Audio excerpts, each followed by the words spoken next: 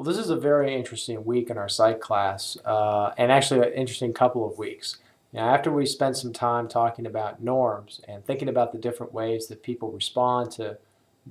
both expectations and what our understanding is of normal behavior, we move into looking at how, when those things challenge us to behave in ways that um, maybe are out of our normal range of how we would act, but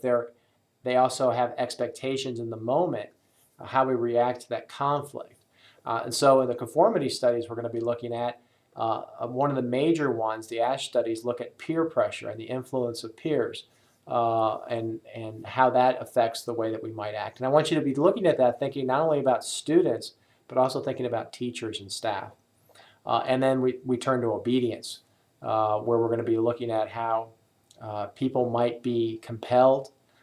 to act in ways they otherwise would never act. And they might even be appalled to see that they acted that way when either there's an authority figure in place or when they become the authority figure.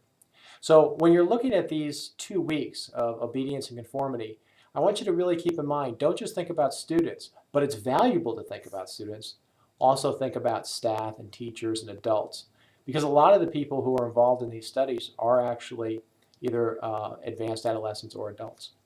I'm looking forward to seeing some of your input as you read this, and there'll be some opportunity in the second week here when we get into obedience to weigh in on the discussion board and try to combine these two issues.